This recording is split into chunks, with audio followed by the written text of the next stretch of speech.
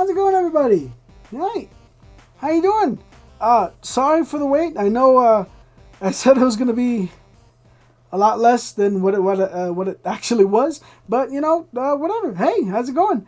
Merry Christmas, Happy Holidays, whatever you want to say, that's okay. But so I got a little Christmas story for you. I don't have any of my video game stuff up yet, but I'll get there. I'm kind of working with a new editor. She's awesome, and we're gonna see how that goes. But let's go right to the story because it's late and I want to go to bed. That's okay. But I hope everyone's doing good. Give me 1 second. I'm trying to sneak a peek at my computer. I think my computer's working. Okay.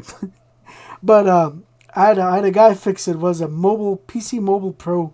He fixed it up pretty good. But yeah, story. I got a little Christmas story here for you. It's by the brothers Grimm. Hold on. My tablet's like down here. Give me a sec. I'm trying. Hold on. Stop. Blah, blah, blah, blah, blah. So let me go ahead and start this story because I'll ramble on for about forever. I mean, I think a lot of people already know that, but that's okay. So, Shoemaker's Elves. A shoemaker, by no fault of his own, had become... Sorry, I couldn't read it. Had become so poor that at last he had nothing left but leather for one pair of shoes. So, in the evening, he cut the shoes which he wished to make the next morning, and as he had a good conscience, he lay down quietly in his bed, commended himself to God, and fell asleep. In the morning, after he had just said his prayers, he was going to sit down to work, but the two shoes stood quite finished on his table. He was astounded, and knew not what to say to it. He took the shoes in his hand to observe them. Upon observing closer, they were so neatly made, they had not one bad stitch in them. Some good shoes. Oh, I lost my place. Sorry, give me a sec. Soon after, a buyer came in, and as the shoes pleased him so well, he paid more for them than what was customary. And with the money, the shoemaker was able to purchase leather for 2 pairs of shoes. He cut them that night, and the next morning was about to set to work with fresh courage, but he had no need to do so, for when he got up, they were already made. And the buyers also were not wanting, who gave him money enough to buy leather for 4 pairs of shoes. The following morning, too, he found the 4 pairs made. And so this went on constantly. What he cut out in the evening was finished by the morning. So that he soon had his honest independence again, and at last became a wealthy man. Now it befell that one evening, not long before Christmas, when the man had been cutting out, he said to his wife, "Before going to bed, what think you? Sorry, it's written a little different. What think you if we were to stay up at night to see who it is that is lending us a helping hand?" The woman liked the idea and lighted a candle. And then they hid themselves in a corner of the room behind some clothes that were hanging up there and watched. When it was midnight, sorry, I forgot about this story. It threw me off a little bit. Hold on, okay.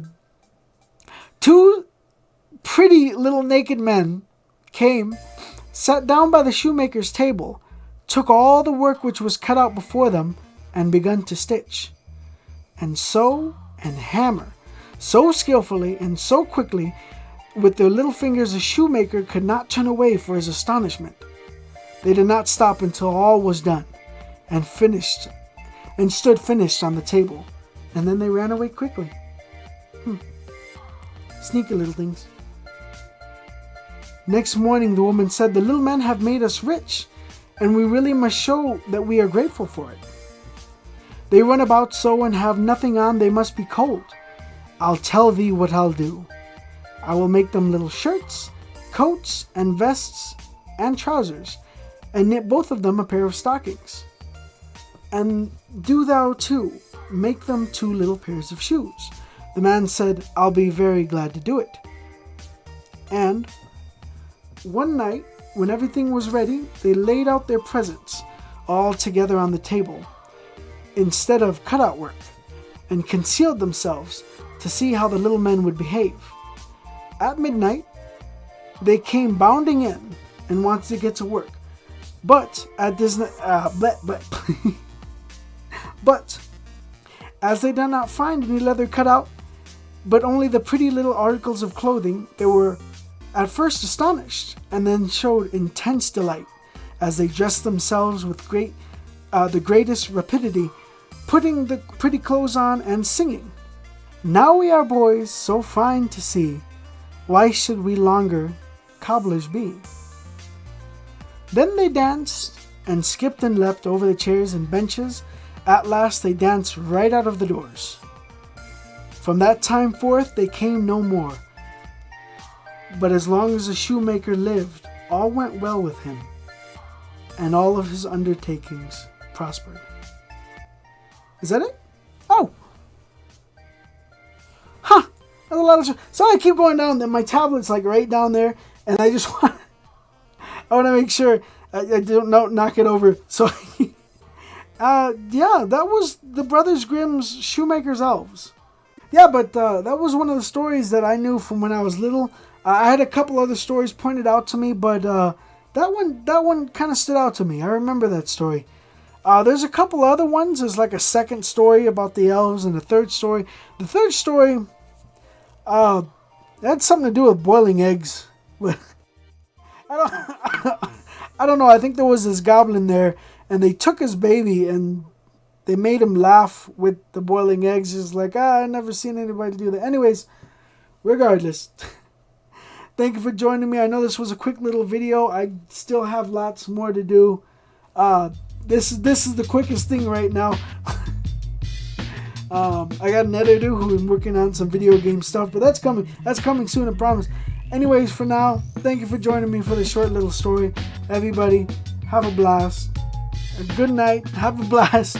And good night, Emilio. I don't even remember our own song now. Take it easy, everybody. Bye.